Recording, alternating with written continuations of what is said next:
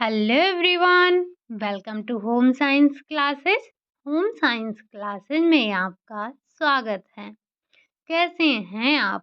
आशा करती हूँ अच्छे होंगे, खुश होंगे, मस्त होंगे और पढ़ाई कर रहे होंगे।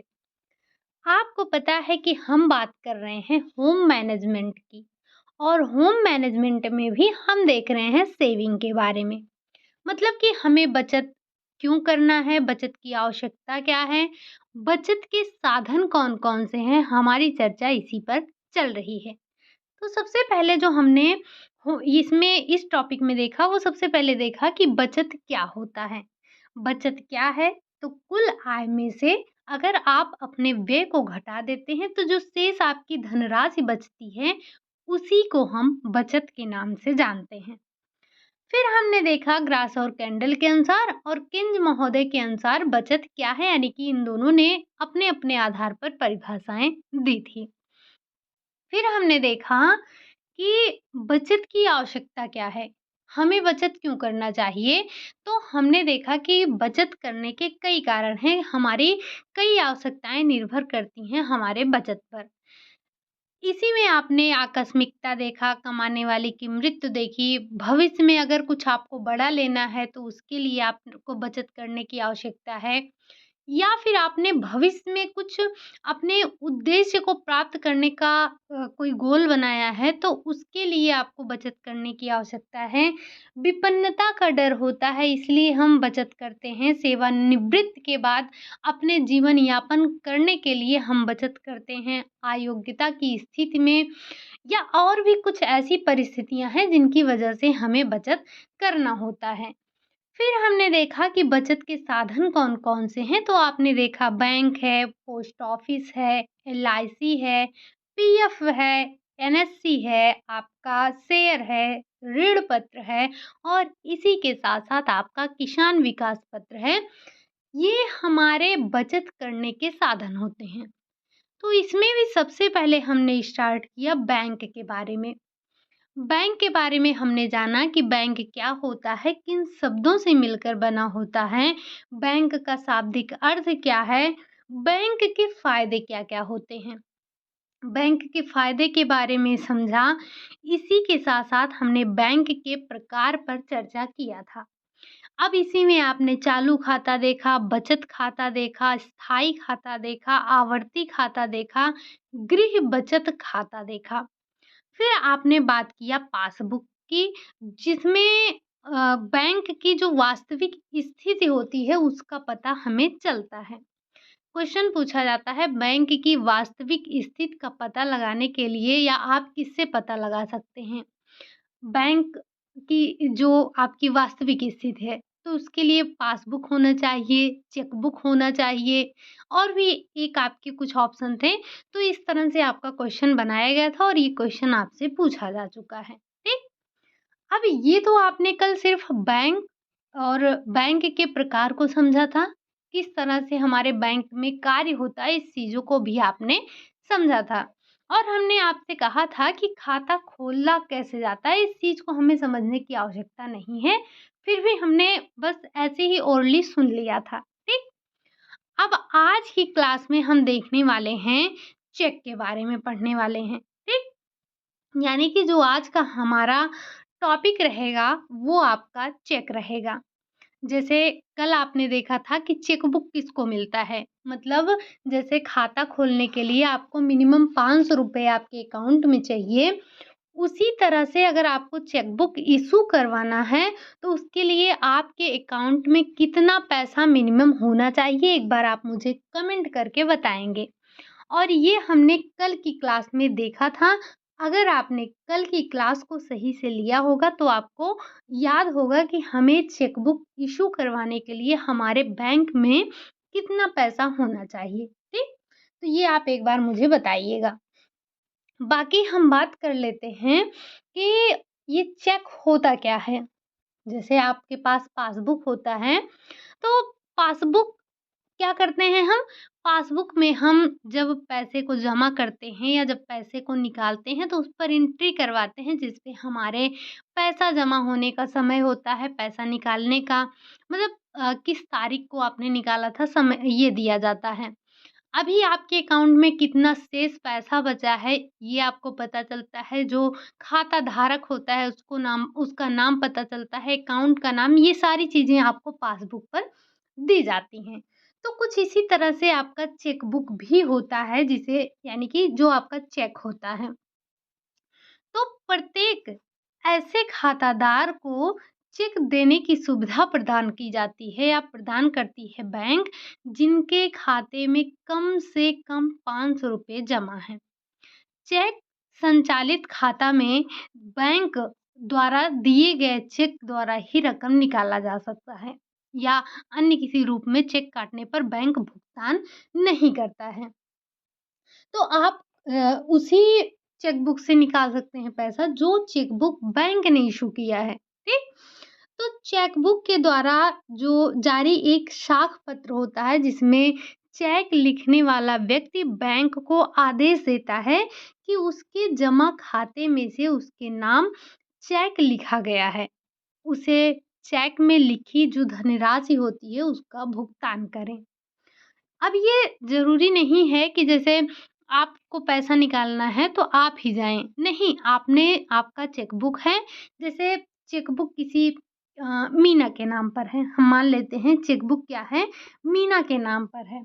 अब ज़रूरी नहीं है कि मीना जी ही जाएँ पैसा निकालने के लिए। उन्होंने चेकबुक पर सिग्नेचर कर दिया, आप और अमाउंट भर दिया, डेट डाल दी, कितना आपको पैसा लेना है वो अमाउंट भर दिया और दे दिया किसी को, तो आप भी जाकर भुगतान करवा सकते हैं। तो ये भुगतान कोई भी करवा सकता है, इसके लिए जिस व्यक्ति का खाता है या जिसके नाम पर चेकबुक इश्यू हुआ है, बहरहाल जिसके नाम पर खाता है, चेकबुक उसी के नाम पर इश्यू होता है, तो उसको जाने की ज़रूरत नहीं है।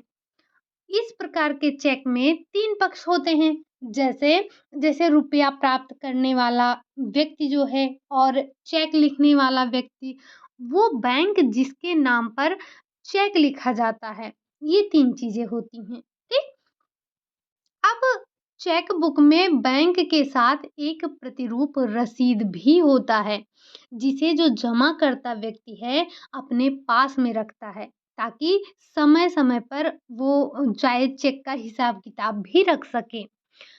आप सभी ने चेक बुक ज़रूर देखा होगा।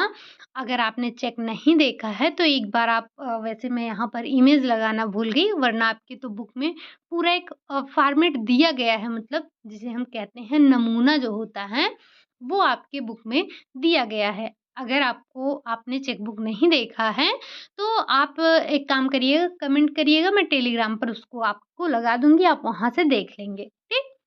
तो जो चेक बुक होता है उस पर आपको कुछ चीज़ें भरनी होती हैं। जो चेकबुक है, उस पर आपको कुछ जानकारी देनी होती है।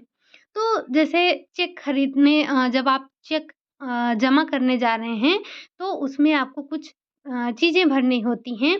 जैसे जो पे शब्द के आगे आपको उसका नाम लिखना होता है, यानी कि कितना आपको पे करना है, ठीक?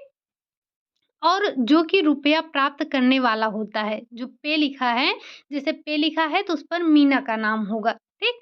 मीना जी क्या की अपना नाम लिख दी, जो कि प्राप्तकर्ता रुपया प्राप्त करने वाला होता है, ठीक? यदि व्यक्ति को स्वयं रुपया प्राप्त करना है तो उसको सेल्फ लिखना होता है, सेल्फ शब्द वहाँ पर आपको लिखना पड़ता है। और फिर ये जो चौकोर खाने होते हैं, हालाँकि मैंने यहाँ पर लगाया नहीं है, कोई बात नहीं, कुछ आपका इस तरह से चेक होता है, मैं एक बार यहाँ पर बनाने की कोशिश करती हूँ। ये आपका कुछ इस तरह से चेक होता है, ठीक? ये ऐसे आयताकार में आपका चेक होता है और यहाँ पर आपका जैसे बैंक का नाम हो गया, जो बैंक होगा यहाँ पर आपको पे दिया रहेगा और यहाँ पर रुपए दिया होगा। तो जैसे अगर जो मीना जी थी, उनके मीना हम नाम लेके चल रहे हैं, तो मीना के नाम पर चेक इश्यू हुआ था, तो मीना यहाँ पे सॉरी, अगर मीना जा रही हैं निकलवाने तो वो सेल्फ लिख लेंगी। अगर जैसे उनकी बहन मान लेते हैं, जा रही हैं रीता मान लेते हैं, तो रीता अगर निकलवाने जा रही हैं तो यहाँ पर रीता नाम लिख दिया जाएगा। कहने का मतलब जो पैसा लेने गया है उसके नाम पर ये निकलवाया जाएगा। उसके बाद ये जो आपका रुपए लिखा है, सॉरी, ये जो आपका यहाँ पर रुपए लिखा था, ये आपका पे हो गया, ये आपका रुपए होगा तो यहाँ पर रुपए दे दिया जाता है और यहाँ पर कितना रुपए देना है ये लिख दिया जाता है, ठीक? हिंदी में और यहाँ पर आपका हो जाता है आपको नंबरिंग में बता देना है कि कितना लिखना है, ठीक? तो इस तरह से जब आपके सामने चेक आएगा तो आप देखेंगे उसमें बहुत ज़्यादा आपको नहीं भरना होता है। सारी चीज़ें लगभग वहाँ पर भरी होती हैं, बाकी आपको समय लिखना होता है, डेट यानी कि डेट लिखना होता है, किसे पैसा देना है, कितना पैसा देना है, बस यही सारी चीज़ें होती हैं और पीछे क्या होता है सिग्नेचर कर दिया जाता है, ठीक? ये तो हमने समझ लिया कि हम बैंक से चेकबुक जो इश्यू होता है उसमें से पैसे कैसे निकालते हैं। लेकिन ये हमसे नहीं पूछा जाता है। अब बेशक हमने चीज़ों को समझ लिया, लेकिन आपसे ये क्वेश्चन नहीं पूछा जाता है कि हम कैसे जो है पैसा निकालते हैं, कैसे नहीं। पूछा हमसे क्या जाएगा type of cheque. Type of cheque, cheque कितने प्रकार के होते हैं, इसको आपको समझना होगा। और यहाँ से आपसे कई बार क्वेश्चन पूछे जा चुके हैं, 1 क्वेश्चन, 2 क्वेश्चन नहीं पूछे गए हैं। अभी आप देखेंगे मैं आपको बताते चलूँगी कि कौन-कौन से क्वेश्चन पूछे जा चुके हैं। पहला तो यही आपका वाहक चेक ही पूछा जा चुका है। अब ये वाहक चेक तो पूछा गया है, लेकिन कौन-कौन से क्वेश्चन यहाँ से पूछे गए हैं उसको भी हम एक बार देखते हैं। तो अगर हम वाहक चेक की बात करें, तो सबसे पहले चेक में हमारा नाम आता है वाहक चेक का नाम और ये इम्पोर्टेंट है, हो सके तो इन पॉइंटों को आप नोट डाउन करते हुए चलिएगा, ठीक? वाहक चेक। सबसे पहले आपसे यहाँ पर यही पूछ लिया गया है कि सबसे खतरनाक चेक है। तो ध्यान रखिएगा जो आपका वाहक चेक है, यही आपका सबसे खतरनाक चेक है जिसे हम बैरियर चेक भी कहते हैं या वाहक चेक का जो इंग्लिश होता है वो होता है आपका बैरियर चेक। तो ये सबसे खतरनाक चेक होता है और इसका भुगतान तुरंत हो जाता है। इस चेक में जो एक वैरियर होता है या वाहक शब्द लिखा जाता है, इस चेक पर आपको क्या देखने को मिलेगा? वैरियर या फिर वाहक शब्द देखने को मिलेगा और ये असुरक्षित चेक माना जाता है। सबसे खतरनाक चेक कौन-सा है? असुरक्षित चेक कौन-सा है? ये दोनों क्वेश्चन आपसे पूछे जा चुके हैं और भुगतान इसको कोई भी करवा सकता है। जैसे मतलब ये क्या होता है चोरी हो जाने पर या खो जाने पर आपको बैंक को सूचित करना पड़ता है। जैसे अगर इस प्रकार का जो चेक है वो गुम जाता है या फिर चोरी हो जाता है, अगर आप इसकी सूचना तुरंत आप बैंक को नहीं करते हैं, तो जो चोरी करने वाला व्यक्ति है वो इसका भुगतान करवा सकता है। अगर किसी कारण से पहले ही भुगतान हो चुका है, तो ऐसी स्थिति में बैंक आपका उत्तरदायी नहीं होता है। अगर आपका जो ये जैसे आपका अगर ये चोरी हो गया और पहले ही किसी ने भुगतान करवा लिया, तो आप बाद में शिकायत दर्ज करवा रहे हैं। अगर आपने पहले सूचना दे दी कि मेरा जो है चेक जो है वो खो गया है, किसी वजह से आपने शिकायत दर्ज करवा दी तो वो आपका रद्द करवा देंगे। बैंक वाले भुगतान नहीं करेंगे। लेकिन अगर आपने सूचना नहीं दी या फिर किसी वजह से किसी भी कारणवश आप सूचना नहीं दे पाए और बैंक ने भुगतान करवा दिया, आपको पता ही है कि जो ऐसा चेक होता है इसका भुगतान कोई भी करवा सकता है। तो अगर चोरी करने वाला व्यक्ति जो है आपका ले जाके बैंक से भुगतान करवा लेता है, तो ये बैंक की रिस्पॉन्सिबिलिटी नहीं होती है, बैंक इसके लिए ज़िम्मेदार नहीं होता है, बैंक इसके लिए उत्तरदायी नहीं होता है। इसमें बैंक कुछ नहीं कर सकता है, ठीक? तो ये सबसे आपका खतरनाक चेक है, सबसे असुरक्षित चेक है, इसका भुगतान कोई भी करवा सकता है और ध्यान रखिएगा इस चेक पर आपको वैरियर या फिर वाहक शब्द लिखा हुआ मिलता है, ठीक? तो ये इसकी विशेषता थी और हमने आपको बताया कि यहाँ से 2-2 3-3 क्वेश्चन पूछे जा चुके हैं। तो ये आपके लिए कितना इम्पोर्टेंट है, इस बात को आप समझ सकते हैं। अब आ जाते हैं दूसरे पर। दूसरा है आपका आदेशक चेक। एक बात और ध्यान रखिएगा, आप बेशक यहाँ पर चेक के अभी 8 से 10 प्रकार पढ़ेंगे। नो डाउट आप चेक के कई प्रकार पढ़ेंगे, लेकिन ध्यान रखिएगा जो चेकबुक आपको इश्यू इश्यू होता है वो एक ही होता है। जो चेकबुक है आपका वो एक ही होता है। लेकिन बस उसमें आप देखते जाइए कि कैसे हेर-फेर करके उस चेक को अलग-अलग नाम दे दिया जाता है। जैसे आपने देखा अभी वाहक चेक था, तो ये आपका सबसे खतरनाक है और लेकिन इस पर ऊपर क्या लिखा रहता है, इस चेक पर ये वैरियर या फिर वाहक शब्द लिखा रहता है, ठीक? यहीं हम चलते हैं दूसरे चेक की बात करते हैं, जो कि है आपका आदेशक चेक। क्या है आपका? ऑर्डर चेक होता है। तो जो इस प्रकार के चेक में वैरियर या वाहक शब्द को काटकर क्या करते हैं हम, जो वैरियर या फिर वाहक शब्द लिखा रहता है उसको काटकर चेक के पीछे ऑर्डर या आदेशक लिख देते हैं। आपको समझ में आया कि चेक आपका वही था, वैरियर या जो वहाँ पर वाहक शब्द लिखा गया था उसको काटकर आप ऑर्डर या फिर आदेशक लिख देते हैं। और इस शब्द के लिखे जाने से बैंक का उत्तरदायी हो जाता है कि वो सही व्यक्ति को ही भुगतान करे। बैंक ये देखती है कि चेक का भुगतान करने वाला व्यक्ति वही है जिसके नाम पर चेक है।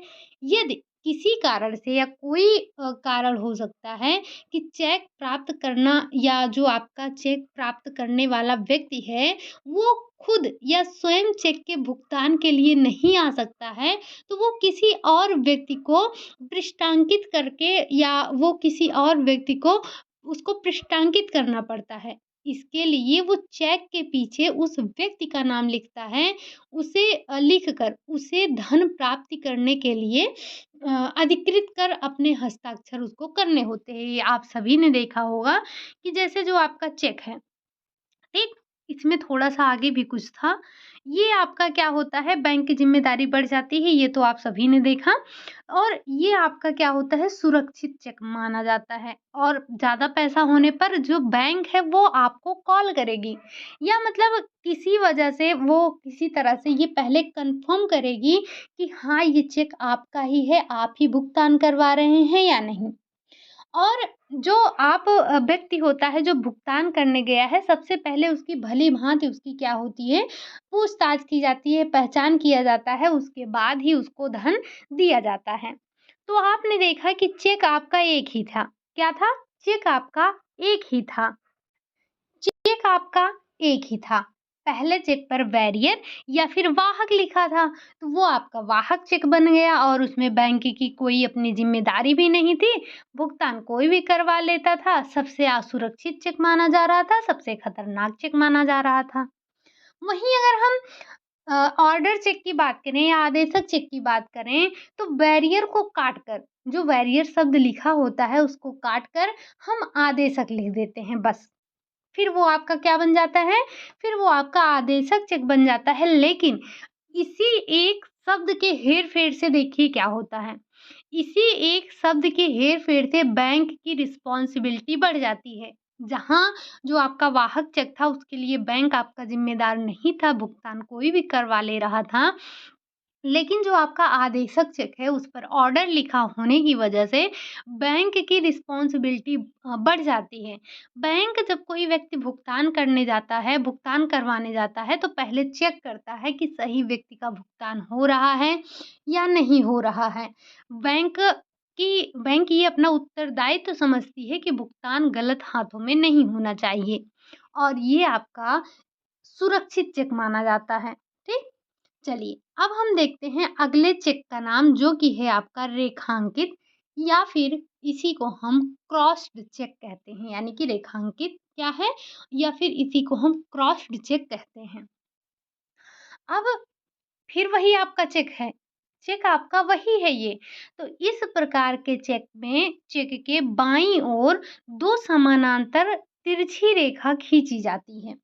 इसके बाईं ओर क्या होता है, 2 समानांतर तिरछी रेखा खींची जाती है और इस प्रकार के चेक की विशेषता यह रहती है कि इस चेक का भुगतान नकद नहीं होता है। कहने का मतलब कि जो आपका ये चेक होता है इसमें आपको पैसे हाथ में नहीं मिलेंगे। ये आपको एक खाते से दूसरे खाते में पैसे ट्रांसफ़र किए जाते हैं, यानी कि अकाउंट टू अकाउंट पैसा पे होता है और ये भी आपका एक सुरक्षित चेक ही होता है। जैसे जो आपका पैसा है हम क्या करते हैं, अमूमन हम यही करते हैं ना कि चेक लेकर जाते हैं, भुगतान हमारा हो जाता है, कैश हमारे हाथ में मिल जाता है और हम क्या है, हम लेके पैसा चले आते हैं। लेकिन ये जो आपका क्रॉस्ड चेक है, इसमें ऐसा नहीं होता है। इसमें आपके चेक पर 2 लाइन हो जाएगा और 2 लाइन होने की वजह से ये आपका जो पैसा है, ये केवल बैंक टू बैंक यानी कि अकाउंट टू अकाउंट जमा करवाया जाता है। ठीक? ये आपका हो जाता है रेखांकित चेक। इसमें पैसा आपके हाथ में नहीं आना है, सिर्फ़ आप चेकबुक या जो आपका चेक है वो ले जाकर आप बैंक में देंगे, तो वहाँ से आपका पैसा ट्रांसफ़र हो जाता है, ठीक? फिर अगला चेक आता है आपका, 3 चेक आपने देखा, चौथा चेक जो है आपका वो होता है यात्री चेक। यात्री चेक यानी कि जो आपका ट्रैवलर चेक होता है और इस चेक के बारे में आपने कल ही सुना था। कल आपने इस चेक के बारे में सुना था या नहीं सुना था? तो सुना था। कल हमने देखा था ना कि जो बैंक है वो स्त्रियों को कई प्रकार की सुविधाएँ प्रदान करती है। तो उसी में हमने यात्री चेक का नाम सुना था। अब हम देखते हैं कि यात्री चेक है क्या? तो बैंक द्वारा इस चेक को प्रदान किया जाता है जिसे हम यात्री चेक कहते हैं और जिससे आप लंबी यात्रा में नगद पैसे रखने में जोखिम उठाना नहीं पड़ता है। यात्रा के समय आप इसका उपयोग करते हैं। तो यात्री चेक प्राप्त करने के लिए व्यक्ति को जितने धन के चेक की आवश्यकता होती है, उतना धन बैंक में जमा करवाना पड़ता है और बैंक इस धनराशि के बदले में चेक देती है, जिस पर एक ओर जमाकर्ता के हस्ताक्षर करवाए जाते हैं और दूसरी ओर के हस्ताक्षर का स्थान खाली रखा जाता है। इस प्रकार का जो उपयोग है मतलब इस प्रकार के चेक का उपयोग देश के किसी भी बैंक में किया जा सकता है। यानी कि बैंक ऐसा ज़रूरी नहीं है कि जैसे आपका खाता है या आपका अकाउंट है एसबीआई में तो आप सिर्फ़ और सिर्फ़ एसबीआई से ही भुगतान करवाएँगे। किसी भी खाते से या किसी भी बैंक से आप इस चेक का भुगतान करवा सकते हैं। दूसरे स्थान की बैंक में इस चेक को देते समय बैंक अधिकारी दूसरी तरफ आपका सिग्नेचर करता है। जैसे 2 जगह आपको हस्ताक्षर करने होते हैं। एक हस्ताक्षर तो आप कर देते हैं, लेकिन दूसरा जो होता है वो बैंक अधिकारी करता है जहाँ पर आप भुगतान करवाते हैं। तो ये अधिकारी हस्ताक्षर करता है और दोनों हस्ताक्षर का मिलान करके उतनी धनराशि दे देता है, जितनी धनराशि का आपका चेक होता है। और इस प्रकार इससे धन चोरी होने या फिर गिर जाने का भय नहीं होता है क्योंकि आपका जो यात्रा के दौरान पैसे कहीं भी कभी भी गिर सकते हैं। तो इस पर जो है आपका ये सुरक्षित माना जाता है, आपका असुरक्षित चेक के अंतर्गत नहीं आता है। ये जितने भी आपने चेक पढ़े 4 प्रकार के चेक अभी तक आपने देखे और इन चारों से आपसे क्वेश्चन पूछा जा चुका है। ठीक? क्या हुआ है? इन चारों से ही आपका क्वेश्चन पूछा जा चुका है। लेकिन कुछ और प्रकार के आपके चेक होते हैं जिनके बारे में हम चर्चा करने से पहले एक बार फिर से अपने इन चेकों के बारे में बात कर लेते हैं जिसमें सबसे पहले आपने देखा वाहक चेक। ध्यान रखिएगा चेक आपका एक ही है, बस उस पर कहीं न कहीं कोई न सब जैसे कहीं पर तिरछी लाइन, सीधी लाइन, बैरियर चेक, आदेशक चेक कुछ भी। अभी जो आप आगे भी और चेक देखेंगे उसमें भी कुछ न कुछ आपको ऐसा लिखा मिल जाएगा जिसकी वजह से उसकी जो कह सकते हैं काया पलट हो जाती है। तो सबसे पहले आपने वाहक चेक देखा जो कि सबसे खतरनाक, असुरक्षित है, भुगतान कहीं भी हो सकता है।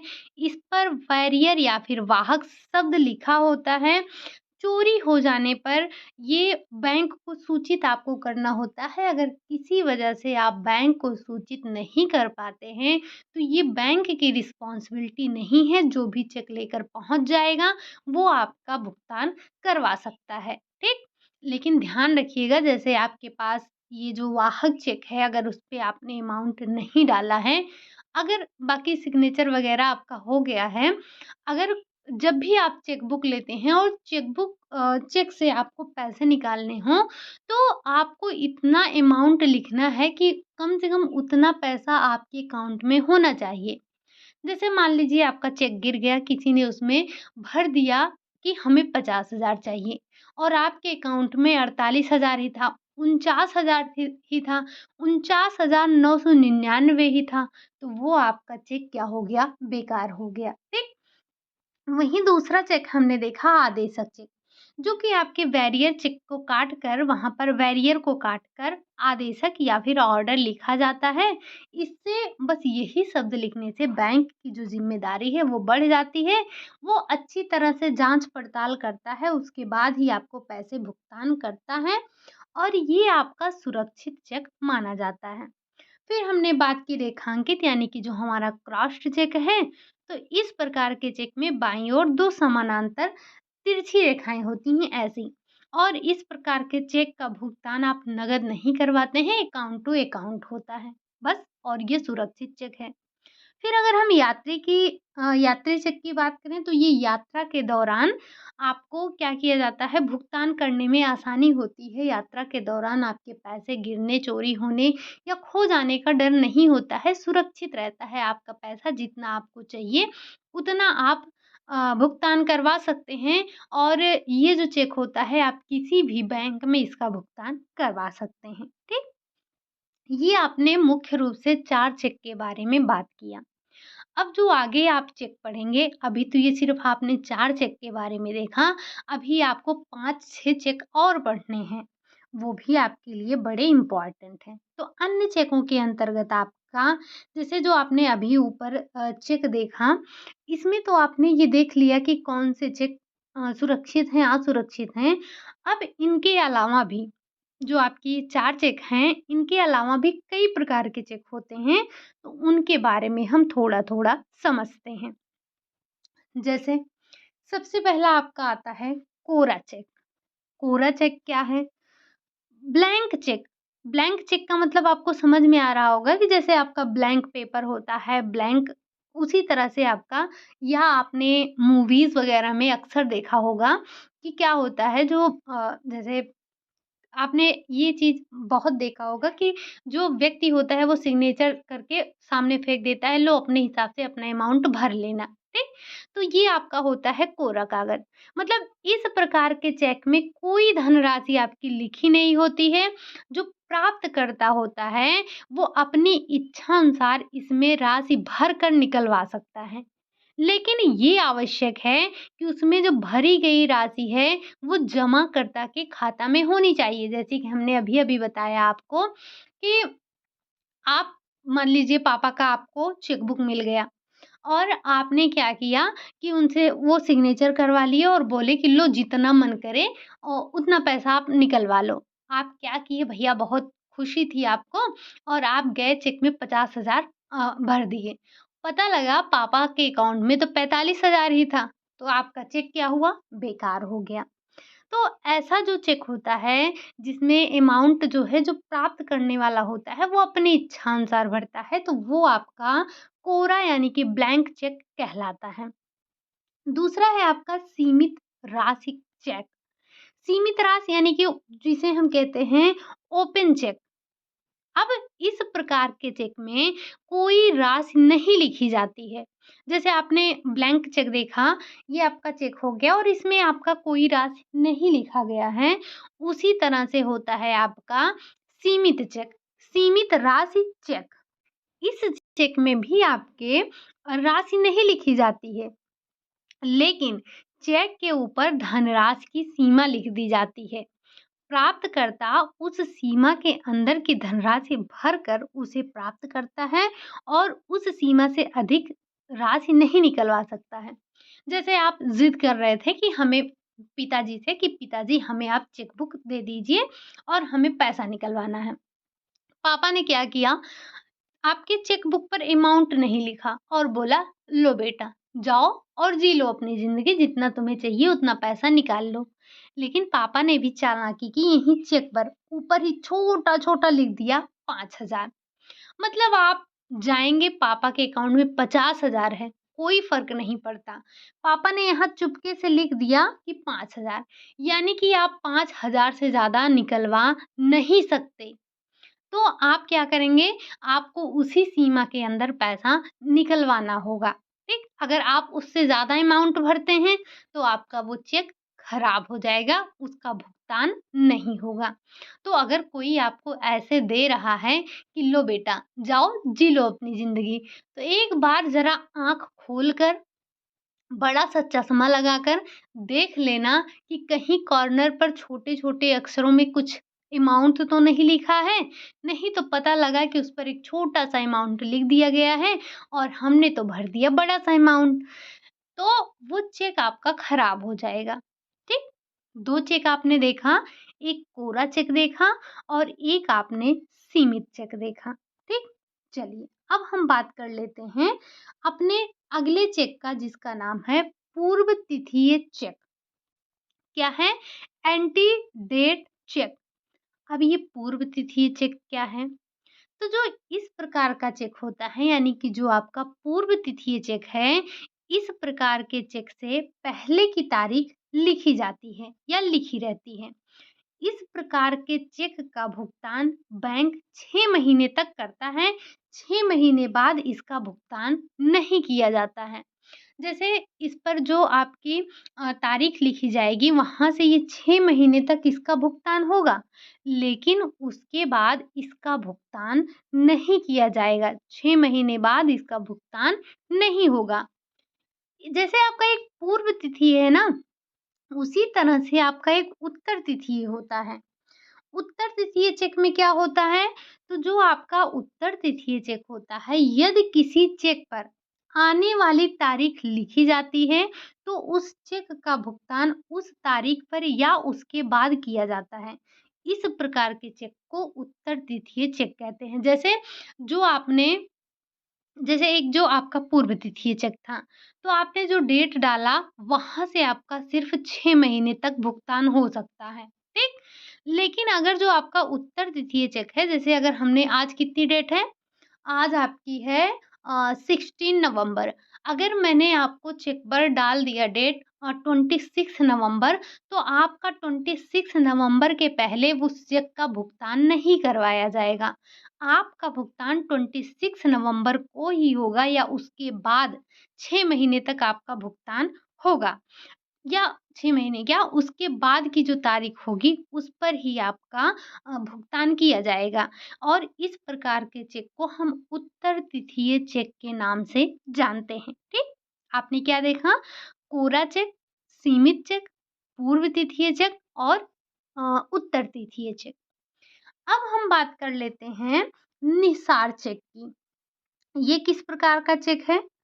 तो ये जो आपका निसार चेक है, ये क्या होता है? या जो आपका चेक है, ये आपका एक प्रकार से बेकार चेक होता है। जिस चेक का भुगतान 6 महीने के अंदर नहीं किया जाता है, वो निसार चेक हो जाता है। जैसे अभी आपने एक देखा पूर्व तिथि में 6 महीने का भुगतान नहीं होता है या 6 महीने के बाद उसका भुगतान नहीं होता है, तो उसी चेक को जो आपका पूर्व तिथि था ना, अगर 6 महीने तक उसका भुगतान आपने नहीं करवाया है, तो 6 महीने बाद वो आपका निसार चेक के अंतर्गत आ जाएगा यानी कि वो आपका बेकार चेक हो जाएगा, किसी काम का वो चेक आपका नहीं रह जाएगा, ठीक? तो आप देख रहे हैं वही एक चेक है आपका घूम-घूम के आ रहा है। अगला है आपका अप्रतिष्ठित चेक। अप्रतिष्ठित चेक, अब ये जो आपका अप्रतिष्ठित चेक होता है, यदि बैंक किसी चेक का भुगतान करने से इनकार कर देता है, तो वो आपका अप्रतिष्ठित चेक होता है। लेकिन ध्यान रखिएगा कि अप्रतिष्ठित चेक होने के कई कारण हो सकते हैं, कोई एक कारण नहीं है। जैसे जैसे अगर हस्ताक्षर बैंक के नमूने के हस्ताक्षर के समान ना किया गया हो, मतलब जैसे आपको पता है कि धोखाधड़ी में आपके क्या हो जाते हैं, चेक पर कोई और सिग्नेचर कर देता है, तो अगर सिग्नेचर मैच नहीं करते हैं, तो ऐसी स्थिति में बैंक भुगतान नहीं करता है, तो उसे हम क्या कह सकते हैं? अप्रतिष्ठित चेक कहते हैं। या फिर अगर खाते में चेक में लिखा गया धन जमा ना हो, यदि अंकों व शब्दों में लिखी गई धनराशि में अंतर हो, अगर चेक कटा या फटा हुआ हो, अगर चेक निसार हो गया हो यानी कि समय के बाद में भुगतान करवाया जा रहा हो। अगर चेक ठीक से ना लिखा गया हो, अगर चेक में किसी शब्द को काटा गया हो, ध्यान रखिएगा जब भी आप चेक लेते हैं तो उसमें आपका कुछ भी कटा-फटा या कोई भी अक्षर शब्द आपका कटा-फटा नहीं होना चाहिए। फिर से लिखा नहीं जाना चाहिए या अक्षर के ऊपर आपको या जिसे हम कहते हैं ओवरराइटिंग वो नहीं होनी चाहिए और इन स्थानों पर हस्ताक्षर ना किए गए हों। ठीक? मतलब जैसे आपको कटा-फिटा चेक मिल गया और इन पर हस्ताक्षर नहीं किए गए हैं, तो ये आप चेक नहीं लेना है आपको। हाँ, अगर चेक में किसी शब्द को काटा गया हो, फिर उसे लिखा गया हो या अक्षर के ऊपर पुनः अक्षर लिखे गए हों और इन स्थानों पर हस्ताक्षर आपके किए गए हों, तब ऐसे चेक जो है लिए जाते हैं, अदरवाइज़ चेक नहीं लिया जाएगा। और एक कारण हो सकता है, अगर चेक देने वाला व्यक्ति स्वयं बैंक को चेक का भुगतान करने से मना कर दे, तो ऐसी स्थिति में भी आपका चेक अप्रतिष्ठित चेक हो जाता है। अब आ जाता है आपका लास्ट चेक, जिसे हम कहते हैं विकृत चेक। अब ये चेक कौन-सा होता है? तो जो चेक उपयोग करने लायक नहीं रह जाता है अर्थात फट जाता है, गल जाता है या कट जाता है, उसे हम विकृत चेक कहते हैं। ठीक? तो यहाँ से आपको ये ध्यान रखना है कि जो फटा हुआ, कटा हुआ चेक है जिसका हम उपयोग नहीं करते हैं, वो विकृत चेक होता है। लेकिन ध्यान रखिएगा आपका निहितार्थ चेक हो गया, विकृत चेक हो गया, ये सारी चेकें आपकी अप्रतिष्ठित चेक में आती हैं, जिनका भुगतान बैंक के द्वारा नहीं किया जाता है। ठीक? उन्हें हम अप्रतिष्ठित चेक के अंतर्गत रखते हैं। ठीक?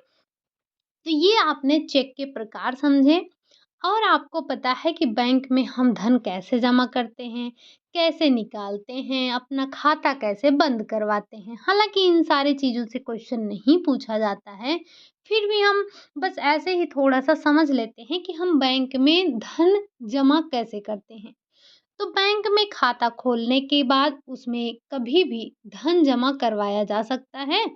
अब धन जमा करने के लिए बैंक के निर्धारित प्रपत्र में खातेदार का नाम, दिनांक, जमा करने वाली राशि अंकों में, शब्दों में, खातेदार का क्रमांक, हस्ताक्षर ये सारी चीज़ें होनी चाहिए। उसके बाद आप ले जाके बैंक में देते हैं। बैंक आपको एक रसीद देती है जमा करने के बाद, जिसको आप जो आपका रकम है उसे आप पासबुक में चढ़वा लेते हैं। कुछ समय बाद जमा की जाने वाली राशि का विवरण पासबुक पर जब आप लिखवा लेते हैं, जब तक आप नहीं लिखवाते हैं, रसीद आपको रखनी होती है। वही क्रिया आपको करना होता है जब आप बैंक से पैसा निकालने जाते हैं। तो बैंक से आवश्यकता अनुसार आपको धन निकालने के जैसे आप अपनी आवश्यकता अनुसार धन निकाल सकते हैं और इसके लिए आप चेक या फिर निकासी पत्र का उपयोग करते हैं। वही जो आपका विथड्रॉल फॉर्म होता है, उसी को हम निकासी पत्र कहते हैं। अब चेक का उपयोग करने की सुविधा उन्हीं व्यक्तियों को दी जाती है, जिनके खाते में न्यूनतम राशि 1000 होती है। ठीक? जो बैंक से इसके लिए आवेदन करते हैं और ये आपको चेक के माध्यम से निकाल सकते हैं, नहीं तो आप वहाँ पर जाकर वही जो आपका विथड्रॉल फॉर्म होता है, भर देते हैं और फिर वहाँ से आपको पैसे का भुगतान कर दिया जाता है। ध्यान रखिएगा अगर आपको कभी अपना अकाउंट क्लोज़ करवाना हो, अगर आवश्यकता ना हो तो बैंक का खाता बंद भी करवाया जा सकता है। इसके लिए बैंक को लिखित में एक आवेदन पत्र देना होता है। आवेदन के साथ पासबुक देनी होती है। बैंक पूरी जानकारी प्राप्त करने के बाद आपका खाता बंद कर देता है। उस समय तक खाते में जितना धन जमा होता है वो आपको 1-1 रुपए लौटा देता है। कहने का मतलब अगर आपके बैंक में ये मान के चलते हैं 10,161 रुपया है तो वो आपको इ इ इतना पूरा का पूरा आपको अमाउंट दे देता है, वो आपका 1 भी रुपया बकाया नहीं करता है। तो ये कुछ आपके बैंक से रिलेटेड पॉइंट्स हैं जिसे हमने समझा कि बैंक क्या है, बैंक किन शब्दों से मिलकर बना है, बैंक के प्रकार कौन-कौन से हैं, किस प्रकार के बैंक में किसको खाता खोलना चाहिए और यहाँ से आने वाले जो भी मतलब अभी तक प्रश्न आए थे, हमने साथ ही साथ में उसको भी आपको बताया कि ये प्रश्न अभी तक आपसे पूछा जा चुका है। ठीक? आज आपने चेक के बारे में पढ़ लिया, समझ लिया, जान लिया। अब कल तो वैसे आपका संडे ही है, तो कल हम करेंगे प्रैक्टिस। उसके बाद हम समझेंगे डाक खाने के बारे में, एलआईसी के बारे में, एनएससी के बारे में, शेयर के बारे में। ये अभी छोटे-छोटे कुछ बिंदु बचे हैं जो कि हमारे बचत के साधनों के अंतर्गत ही आते हैं। तो हम कल नहीं परसों यानी कि मंडे को हम इनकी चर्चा करेंगे। और जो आपकी पुरानी क्लासेस थी होम मैनेजमेंट की उसको हमने पब्लिक कर दिया है। तो आप जाकर जो भी बच्चे नए हैं वो जाकर उसे देख सकते हैं और जो है अपनी तैयारी को क्या कहते हैं कि उसको एक सही दिशा दे सकते हैं, ठीक? अगर अभी तक आप भटके थे तो लाइन पर आ जाइए क्योंकि एग्ज़ाम के लिए हम ये तो नहीं कहेंगे कि हाँ हो ही जाएगा बट जो अभी दिख रहा है, जैसे आपको नोटिस वग़ैरह मिले हैं तो उस हिसाब से आपके एग्ज़ाम को जनवरी 15 तक हो जाना चाहिए। हालाँकि अभी ये सब चीज़ें पता नहीं है लेकिन जितनी जानकारी है उसके हिसाब से आपको बता रहे हैं कि एग्ज़ाम के लिए आप लोगों को प्रिपेयर हो जाना है, ठीक? तो आप सभी अपनी तैयारी करते रहिए और क्लासेस को बराबर लिया कीजिए। बाकी हमने तो आपको पहले ही बता दिया है कि देखना है कि आप 15 दिन में कितने अपने व्यूज़ को बढ़ा सकते हैं। अगर यही कंडीशन रही आपकी तो 15 यानी कि जो 30 नवंबर आने वाला है, उसके बाद हमें अपनी क्लासेस को रोकना पड़ेगा क्योंकि ऐसा लगता है कि अगर आपको क्लास नहीं लेनी है तो वेस्ट ऑफ टाइम है यहाँ पर, ठीक? तो समय को बर्बाद नहीं करना है, ना आपको ना हमें, क्योंकि समय क्या है, समय बहुत मूल्यवान है।